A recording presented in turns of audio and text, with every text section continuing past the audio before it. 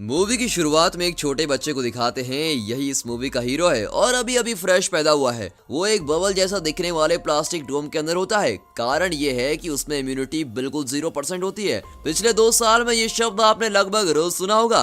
रोग से लड़ने के लिए शरीर में जो क्षमता होती है उसे इम्यूनिटी कहते हैं और ये पैदाइशी क्षमता होती है। जब हमें बुखार या कोई रोग होता है तो हमारा शरीर इस इम्यूनिटी की मदद से उस रोग के कीटाणु को खत्म कर देता है और हमें बचाता है। पर इस बच्चे में बिल्कुल भी इम्यूनिटी नहीं होती, इसलिए उसे एक प्लास्टिक डोम के अंदर रखा होता है ताकि उसे कोई भी कीटाणु अटैक न कर सके। गलती से भी उसके शरीर में अगर कोई बैक्टीरिया वायरस घुस गया तो उसकी बहुत बुरी हालत हो सकती है, तो उसे हमेशा इस सुरक्षा कवच के अंदर रखा जाता है। इस बच्चे का नाम है जिमी। कट करके दिखाते हैं कि जिमी अब 4 साल का हो गया है और अब पहली बार अपने घर आ रहा होता है। 4 साल तक वो शायद हॉस्पिटल में ही पल रहा था। डोम के अंदर रखकर ही उसे घर भी लाते हैं। जब उसे गाड़ी से उतारते हैं तो वहाँ कुछ बच्चे खेल रहे होते हैं। गलती से उनकी बॉल जिमी की ओर आ जाती है। तब उसकी माँ बॉल को पकड़कर देखिए तो क्या कर रही है, बॉल को पंचर कर देती है और अपने बेटे की सेफ्टी को लेकर वो बहुत ही सीरियस होती है। कट करके दिखाते हैं कि जिमी को घर के अंदर ले आए हैं। तब जाकर वो चैन की सांस लेती है कि चलो किसी तरह इसे सेफली घर ले आए।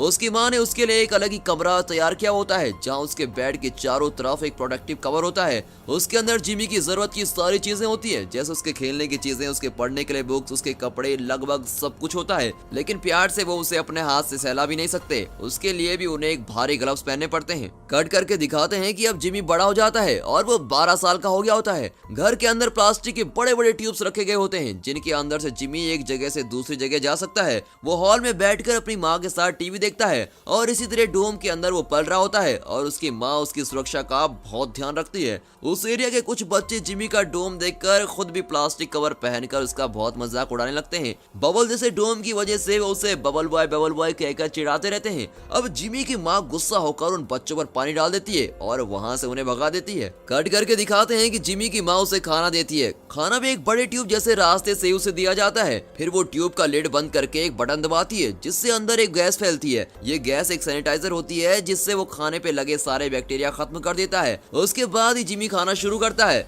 अब इस डोम के अंदर वो कुछ और साल गुजारता है। कट करके दिखाते हैं कि अब वो 18 साल का जवान हो गया होता है। एक दिन वो मजे से गिटार बजाकर गाना सुन रहा होता है। अब कट करके दिखाते हैं कि उसी वक्त उसके पास वाले घर में एक नई फैमिली आती है। उनके घर में जिमी की उम्र वाली एक लड़की भी होती है और वही इस मूवी की हीरोइन क्लोई है। उसे देखकर अपने जिमी की तो नींद ही उड़ जाती है। उसका लव एट फर्स्ट साइट हो जाता है। वो रोज अपनी खिड़की से उसे देखने लगता है और इसी तरह वो एक दिन देख रहा होता है कि क्लोई अचानक से उसे मुड़कर देख लेती है। फिर क्या, वो वही करता है जो इस सिचुएशन में सभी लड़के करने लगते हैं। वो खिड़की साफ करने की एक्टिंग करने लगता है।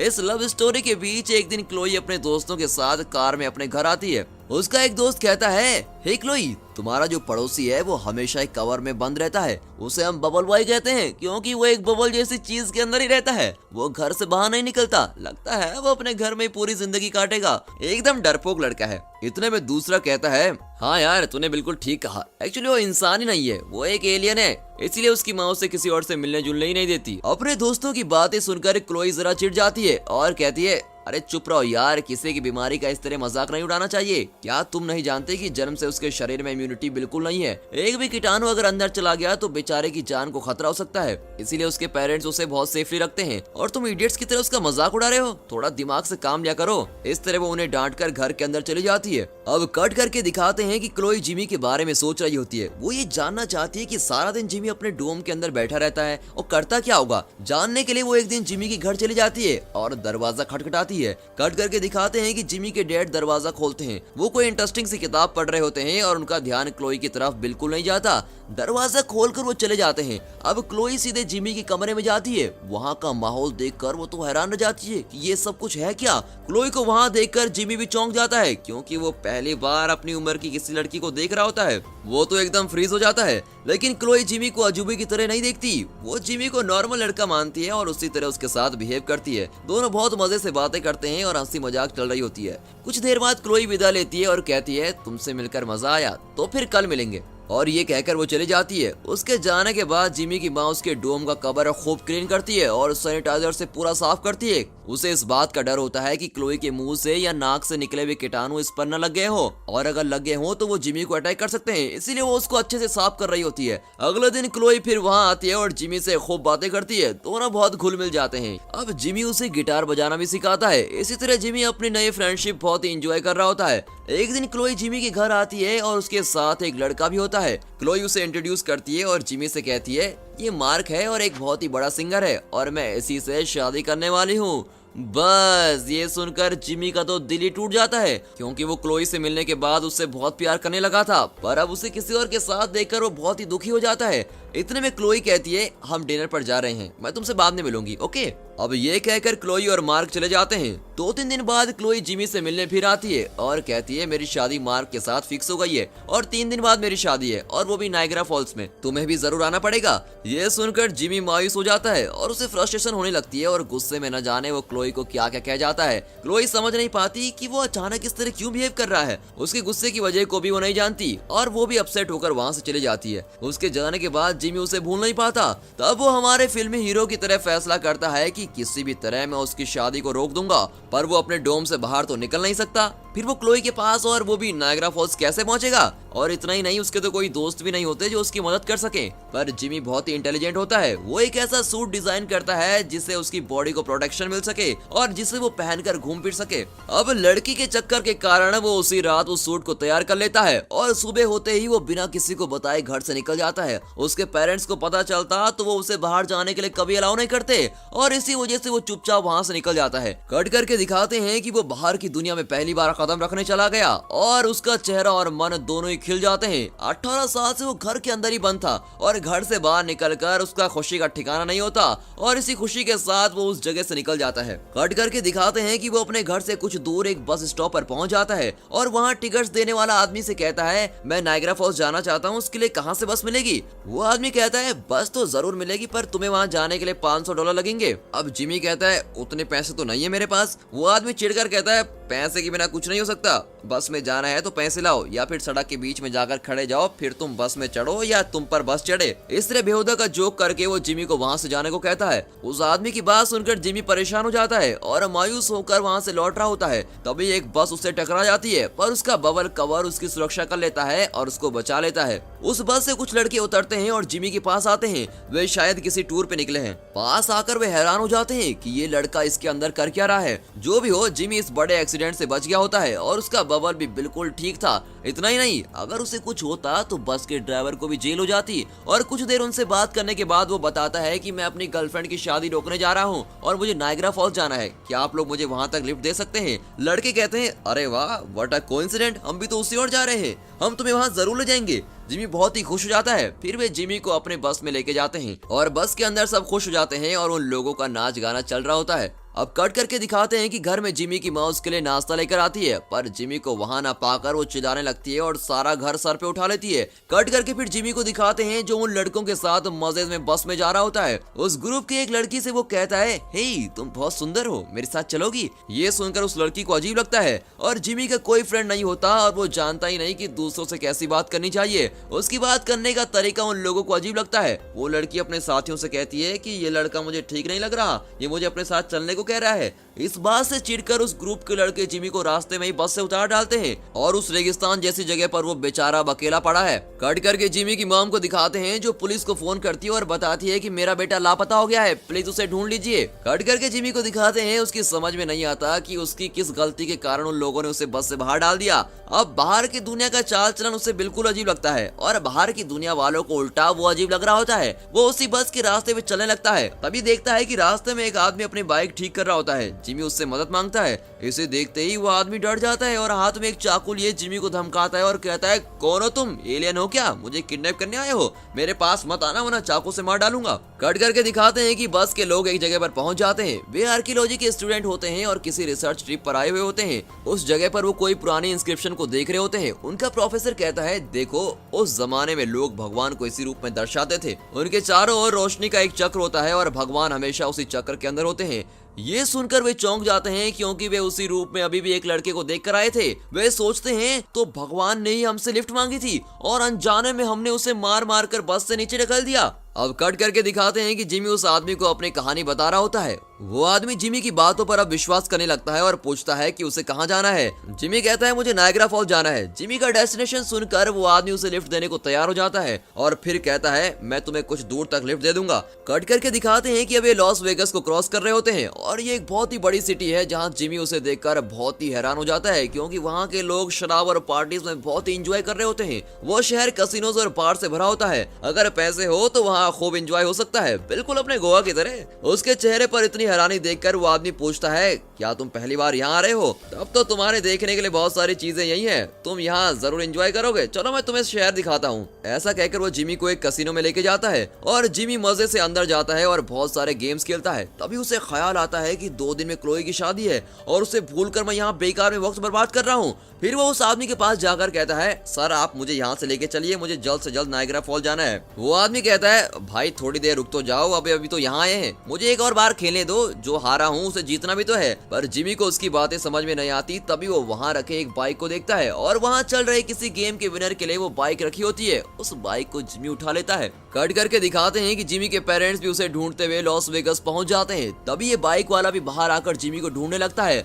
और उसी वक्त बस के वो लड़के भी जिमी को भगवान समझकर ढूंढते हुए वहां पहुंच जाते हैं। वे बाइक वाले से पूछते हैं यहाँ आपने किसी लड़की को देखा जिसके शरीर पर बलून जैसा कुछ बना हुआ था? ये सुनकर वो बाइक वाला बहुत गुस्सा होता है और कहता है तुम इस शैतान लड़कों ने उसे गाड़ी से नीचे उतार दिया था, वो खुद इतना बेचारा है और तुमने उसके साथ ऐसा किया, मैं तुम लोगों को नहीं छोड़ूंगा। और ऐसा कहकर वो उन्हें चाकू दिखाता है। वे लोग वहां से भाग जाते हैं। इतना ही नहीं, उनकी बस उस आदमी की बाइक को भी डैमेज कर देती है और बाइक वाले का गुस्सा और बढ़ जाता है और वो चिल्लाता है तुम लोगों को मैं जिंदा नहीं छोड़ूंगा।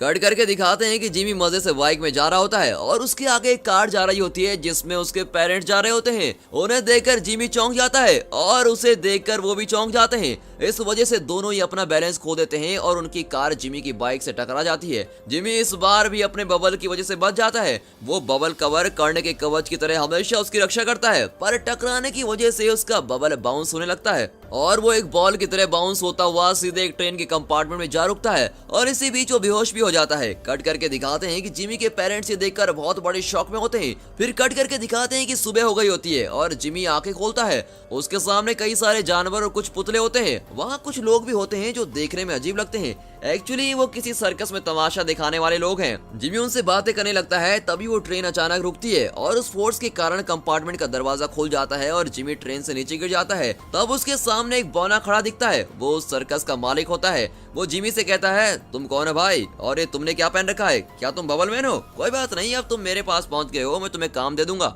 वो जिमी का तमाशा बनाकर पैसे कमाने की सोचता है, पर जिमी कहता है अरे तुम तो खुद बौने हो और तुम इस सर्कस कंपनी के मालिक हो। सुनकर बड़ा मजा आया। इस तरह वो उस बौने का मजाक उड़ाता है। इस पर बौने को बहुत गुस्सा आता है और वो जिमी के बबल पर चढ़कर उसको तोड़ने की कोशिश करता है, पर जिमी अंदर से उसे मुक्का मारता है और वो आदमी उड़ता हुआ सीधी दूसरी जगह गिरता है और बेहोश हो जाता है। फिर जिमी वहाँ से बच निकलता है। उसके पीछे पीछे सर्कस के कुछ लोग भी आ रहे होते हैं। एक्चुअली उन लोगों का मालिक देखने में तो छोटा सा लगता है, पर इन लोगों को वो बहुत पीटा करता है। वो बहुत ही गुस्से वाला होता है, इसलिए वे लोग उससे छुटकारा पाना चाहते हैं। जब उन्होंने देखा कि जिमी ने उस आदमी को मार गिराया तो वे खुश होकर उसके साथ चलने का फैसला करते हैं, पर जिमी उन्हें समझाता है कि मैं उतना बड़ा आदमी नहीं हूँ जितना तुम लोग मुझे समझ रहे हो, और यही नहीं, मेरे साथ चलना तुम लोगों के लिए सेफ नहीं होगा।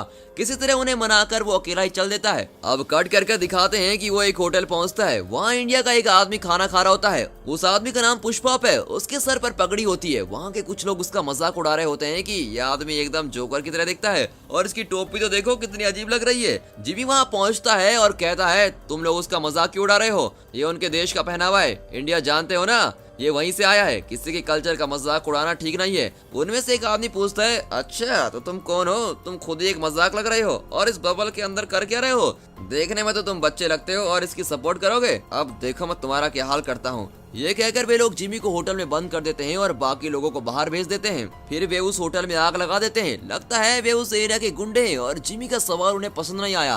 होटल बुरी तरह से जलने लगता है। अगर जिमी का बबल जल गया तो वो मर जाएगा। बेचारा जिमी खुद को बचाने के लिए यहाँ वहाँ भाग रहा होता है। इतने में पुष्पा अपना ट्रक होटल के पिछले दरवाजे पर लाता है और जिमी को ट्रक में चढ़ने को कहता है। इस तरह वे दोनों वहां से बच निकलते हैं। कट करके दिखाते हैं कि जिमी के पेरेंट्स उस ट्रेन को चेस करते हैं जिसमें जिमी गिरा था और किसी तरह वे उस ट्रेन को पकड़ लेते हैं और उस कंपार्टमेंट में जाकर ढूंढते हैं, पर वहां जिमी नहीं होता। फिर वे उस सर्कस के मालिक से पूछते हैं। वो कहता है मैं जानता हूँ वो कहाँ गया है और मैं आपको जरूर बताऊंगा, पर एक शर्त पर जाऊंगा, तुम मुझे भी वहां ले जाओगे। वो उनके साथ चलकर जिमी से बदला लेना चाहता था। कट करके दिखाते हैं कि जिमी और पुष्पा बातों में मस्त ट्रक में जा रहे होते हैं और जिमी अपनी पूरी कहानी उसको सुनाता है। उसे सुनते हुए पुष्पा गाड़ी चला रहा होता है। अचानक गाड़ी के सामने एक गाय आ जाती है, पर ब्रेक मारने से पहले ही वो गाड़ी के नीचे आ जाती है।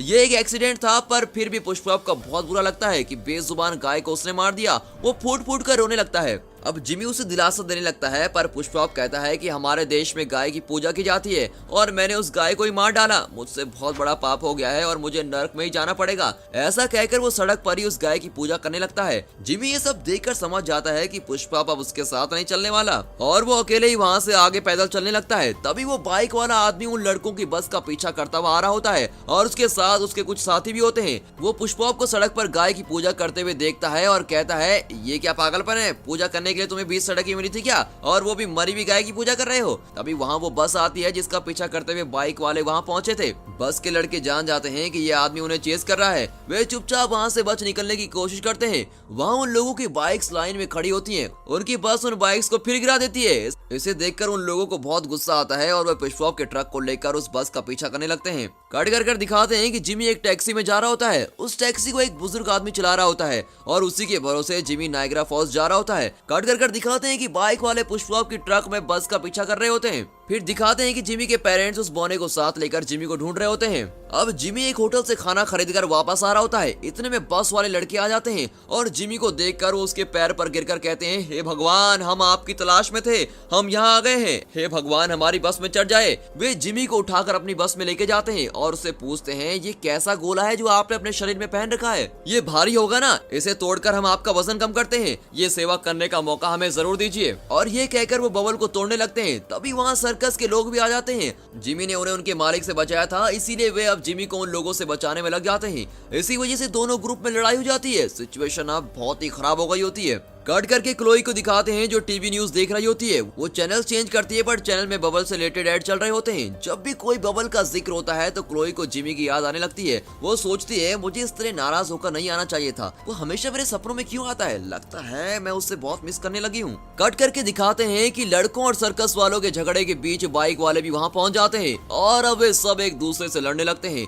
माहौल और भी खराब होने लगता है। इन लोगों के झगड़े के बीच जिमी उस टैक्सी में वहाँ से निकल जाता है। कट करके अगले दिन सुबह दिखाते हैं कि जिमी टैक्सी में सो गया होता है और टैक्सी अभी भी चल रही होती है। बुजुर्ग रात भर टैक्सी चला रहा था। इतना ही नहीं, वो अभी बड़ी खुशी से टैक्सी चला रहा होता है। उसकी तंदुरुस्ती देखकर जिमी हैरान रह जाता है और पूछता है, दादाजी इस उम्र में भी आप इतनी देर तक गाड़ी कैसे चला पाते हो, आप एकदम सुपर हो सच में। पर उसकी इस प्रशंसा का कोई जवाब नहीं मिलता। एक्चुअली बात ये होती है कि दादाजी आंखें खोलकर सो रहे होते हैं। उन्होंने यूं ही स्टीयरिंग पर हाथ रखे होते हैं और गाड़ी खुद चल रही होती है। ये जानकर जिमी चौंक जाता है और बुजुर्ग को कोसने लगता है, अरे दादाजी इस तरह पूरी रात गाड़ी चलाए थे क्या, मुझे मार डालोगे क्या। तभी आगे एक बोर्ड दिखता है जिस पर डेड एंड लिखा होता है और जिमी अचानक ब्रेक दबाता है और फोर्स की वजह से उस कार से उड़कर सीधे उस पोस्टर को फाड़ता हुआ दूसरी ओर गिरता है। लेकिन इस बार फिर से उसका बबल ही उसे बचा लेता है। फिर वो पास के एक टेलीफोन बूथ से क्लोई को कॉल करता है, पर क्लोई के बजाय उसका बॉयफ्रेंड मार्क फोन उठाता है और पूछता है, कौन बोल रहा है। जिमी कहता है, मैं बबल बॉय बोल रहा हूँ। मार्क कहता है, ठीक है, पर तुम क्लोई को क्यों फोन कर रहे हो। अब जिमी कहता है, मैं उससे बहुत प्यार करता हूँ, ये बात मैं उसे बताना चाहता हूँ, इसीलिए मैंने कॉल किया है। जिमी बिना डरे उसे पूरी बात साफ साफ बता देता है। अब ये सुनकर मार्क को गुस्सा आता है और कहता है, अबे इतनी हिम्मत आ गई तुझमें, मैं क्लोई से शादी करने वाला हूँ और तुम हमारी शादी को रुकवाने आए हो। तुम मेरे बारे में नहीं जानते, अगर तुम यहाँ नजर आए तो तुम्हें जिंदा नहीं छोड़ूंगा। और तुम उससे शादी करके करोगे क्या तुम उसे खुश रख पाओगे, तुम उसे छू भी नहीं पाओगे, अपने बलून से बाहर निकलते ही तुम मर जाओगे, तुम में तो जरा भी इम्यूनिटी नहीं है और तुम शादी करके करोगे क्या, तुम्हारे बच्चे कैसे होंगे, प्रैक्टिकली सोचने की कोशिश करो, तुम जानते हो ना वो कभी नहीं होगा। मैं तुम्हें एक एडवाइस देता हूँ, तुम क्लोई को पूरी तरह से भूल जाओ और घर वापस लौट जाओ। इतना कहकर वो कॉल कट कर देता है। उसकी बात सुनकर अब जिमी सोचने लगता है कि मार्क बिल्कुल सही कह रहा था, मेरे प्यार सच्चा है, पर मुझे शादी, बाल बच्चे और फैमिली के बारे में सोचना नहीं चाहिए। इस रियलाइजेशन के बाद वो अपनी माँ को फोन करके अपना लोकेशन बताता है और कहता है, मुझे पिकअप करने के लिए आ जाओ। फिर वो बूथ से बाहर आकर बैठ जाता है और बहुत दुखी होता है। कुछ देर में उसके पेरेंट्स उस जगह पर आकर जिमी के पास पहुंच जाते हैं। उसकी माँ बहुत रोती है और कहती है, बेटा इस तरह बिन बताए घर से क्यों निकला है? ये दुनिया तुम्हारी तरह मासूम नहीं है, तुम यहाँ अकेले खुद को नहीं संभाल पाओगे। अगर तुम किसी मुसीबत में फंस गए तो हमारा क्या होता? अच्छा वह हमने तुम्हें ढूंढ निकाला, चलो बेटा अब घर चलते हैं। अब जिमी कार में बैठ जाता है, तभी उसकी माँ पास में एक दुकान के अंदर जाती है। जिमी की उदासी देखकर उसके पापा पूछते हैं, इतना मायूस होने की क्या बात है बेटा? जिमी कहता है, मैंने अपनी लाइफ में पहली बार एक लड़की को देखा और मैं चाहता हूँ कि वो पूरी लाइफ मेरे साथ रहे, पर मैं अपना सपना पूरा नहीं कर सकता क्योंकि मुझ में इम्यूनिटी तो है ही नहीं, और जब मैं खुद बबल से बाहर नहीं आ सकता तो उसको पूरी लाइफ कैसे खुश रख पाऊंगा? इस तरह वो अपने दिल की सच्चाई बता रहा होता है। उसके पापा कहते हैं, बेटा अगर इंसान कोई फैसला ले ले और उस फैसले पर डटा रहे तो इस दुनिया में कोई भी ताकत उसे रोक नहीं पाएगी। तुम खुद पे विश्वास रखो, तुम उस लड़की के साथ रहना चाहते हो ना, तो फिर हिम्मत से काम लो, तुम्हें कोई नहीं रोक पाएगा और तुम्हें कुछ भी नहीं होगा। इस तरह उसके पापा उसे खूब मोटिवेट करके वहाँ से चले जाते हैं। अब जिमी को अपने पर पूरा विश्वास होता है। उसकी माँ वापस आकर देखती है कि जिमी वहाँ होता ही नहीं। इतना ही नहीं, उसके पापा खुशी से हंस रहे होते हैं। कट कर दिखाते हैं कि जिमी तेजी से दौड़ रहा होता है, पर उसके ठीक पीछे कार में उसकी माँ चिल्लाती भी आती है कि बेटा रुक जाओ, इस तरह हमें छोड़कर फिर से मत जाओ। तभी बस भी वहाँ आ जाती है और उसके अंदर से लड़के चिल्ला रहे होते हैं कि हे भगवान आप कहाँ जा रहे हैं, प्लीज रुक जाइए। उनके पीछे बाइक वाले भी होते हैं जो अपने हिस्से का चिल्ला रहे होते हैं कि हम तुम्हें नहीं छोड़ेंगे, और इस तरह सभी उसका पीछा कर रहे होते हैं। तभी वहाँ एक छोटा सा एरोप्लेन आता है और उसे चलाने वाला और कोई नहीं, वही बुजुर्ग टैक्सी ड्राइवर होता है। लगता है एक्सीडेंट में वो बच गया था, सच में उसकी लाइफ लाइन बहुत स्ट्रांग है। तभी जिमी झट से उसकी प्लेन में चढ़ जाता है और दोनों वहाँ से उड़ जाते हैं। कट करके दिखाते हैं कि चर्च में क्लोई और मार्क शादी के लिए बिल्कुल तैयार खड़े होते हैं। कट करके दिखाते हैं कि जिमी और बुजुर्ग अब नायग्रा फॉल्स के ऊपर उड़ रहे होते हैं। वाटरफॉल को देखकर जिमी उछलने लगता है और कहता है, वाह मेरी लाइफ में मैंने इतना खूबसूरत दृश्य कभी नहीं देखा। पर अचानक एरोप्लेन का पेट्रोल खत्म हो जाता है। अब जिमी बुजुर्ग को डांटता है कि प्लेन तो तुम लेकर आ गए पर उसका पेट्रोल चेक क्यों नहीं किया तुमने?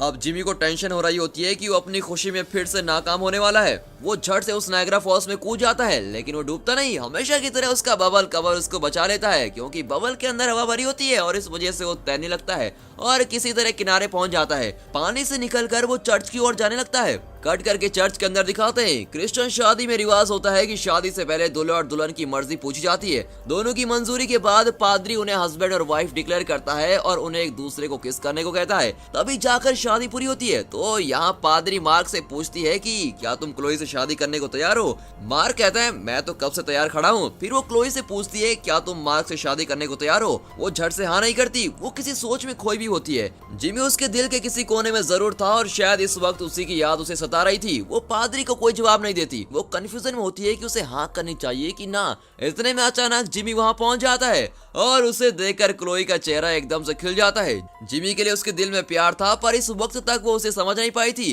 पर अब जब उसकी शादी मार्क से होने वाली थी तभी वो अपने दिल की बात समझ पाई थी। अगर जिमी यहाँ नहीं आता तो शायद वो जरा सोचकर मार्क से शादी करने को तैयार भी हो जाती, पर जिमी को देखने के बाद उसे यकीन हो जाता है कि उसकी शादी मार्क से नहीं जिमी से होनी चाहिए। अब जिमी क्लोई से कहता है, इस बबल में अपनी पूरी लाइफ बिताकर मरने से अच्छा है कि एक बार आकर मैं तुम्हें टच कर लूं और अगले ही पल अगर मैं मर भी जाऊं तो मुझे कोई गम नहीं होगा। ये कहकर वो बबल को खोल देता है। क्लोई चौंक जाती है और कहती है, प्लीज ऐसा मत करो, तुम्हें कुछ हो जाएगा। पर जिमी नहीं मानता और बबल से बाहर आ जाता है। आते ही वो झट से क्लोई को किस करता है और वो भी उसे किस करती है। चलो लवर्स का मिलन तो हो ही गया।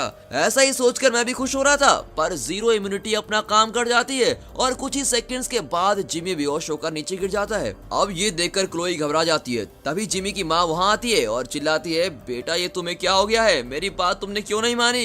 ये लड़की, तुमने तो मेरे बेटे की जान ले ली है। इतने में बाइक वाला ग्रुप्स और बस वाले लड़के भी वहाँ पहुँच जाते हैं और जिमी को जमीन पर मरा पड़ा हुआ देखकर वे सब दुखी हो जाते हैं। जिमी की माँ जोर जोर से रोने लगती है और वहाँ भीड़ जमा होने लगती है। जिमी के पापा जरा देर से पहुँचते हैं और उसकी माँ से कहते हैं, अब उस राज को मत छुपाओ, सबको सच सच बता दो। उस बात को छुपाने से और कोई फायदा नहीं, सच बता दो। उसकी माँ कहती है, क्या बात कर रहे हैं आप, बताने की कोई जरूरत नहीं है। पापा कहते हैं, अब तक जो हुआ सो हुआ, अब तो तुम्हें बताना ही पड़ेगा। तभी जिमी की माँ उसे जगाती है और कहती है, बेटा उठ जाओ, तुम मरे नहीं हो, बिल्कुल जिंदा हो। बबल से बाहर आने से तुम्हें कुछ नहीं होगा, अब तुम उठ जाओ। और ये कहकर वो उसके गाल थपथपाती है। जिमी आंखें खोलता है, अरे ये क्या, अभी तक तो इसे मर जाना चाहिए था, ये उठा कैसे? हमारे ही तरह वहाँ खड़े लोग भी ये सोचकर चौंक जाते हैं। तब उसकी माँ इस क्लाइमेक्स को और भी खतरनाक बना देती है और कहती है, बेटा 4 साल की उम्र तक तो तुम्हारी इम्यूनिटी बिल्कुल जीरो थी, पर जैसे जैसे तुम बड़े होते गए वैसे वैसे तुम्हारे शरीर में इम्यूनिटी बढ़ने लगी। अब तुम्हारे शरीर में भरपूर इम्यूनिटी है, पर हमने तुमसे ये बात छुपाई रखी क्योंकि मैं चाहती थी कि तुम हमेशा मेरे पास ही रहो, हमेशा मेरी छाया में ही सुरक्षित रहो। मुझे डर था कि बड़े होकर तुम मुझसे दूर चले जाओगे, इसलिए मैंने तुमसे ये बात छुपा कर रखी। तुम्हें इस तरह बबल के अंदर रखने के लिए मुझे माफ कर दो बेटा, हद से ज्यादा प्यार ही इसका कारण है। ये सब सुनकर जिमी को बहुत गुस्सा आता है, पर वो ये भी अच्छी तरह समझता है कि उसकी माँ उससे बहुत प्यार करती है और इसीलिए उसने ऐसा किया था। वो अपनी माँ को गले लगाता है और कहता है, कोई बात नहीं माँ, तुम प्लीज रोना मत। और वहाँ खड़े सभी लोग ये जानकर बहुत ही खुश होते हैं कि जिमी बिल्कुल ठीक है। फिर क्या, उस चर्च में क्लोई और जिमी खुशी खुशी शादी कर लेते हैं। दूसरी तरफ इस शादी की वजह से बाइक वाले और बस वाले लड़के अपनी लड़ाई भूलकर फ्रेंड्स बन जाते हैं। वे सब ड्रिंक्स करते हुए पार्टी एंजॉय कर रहे होते हैं और इस हैप्पी एंडिंग के साथ यह मूवी यहाँ पर खत्म होती है। ये अलग ही किस्म की मूवी है और आपको जरूर पसंद आई होगी। और दोस्तों, इस वीडियो को एक लाइक और चैनल को सब्सक्राइब जरूर कीजिए और हाँ, साथ ही अपने फ्रेंड सर्कल में इस वीडियो को शेयर जरूर कीजिए। And finally thanks for watching.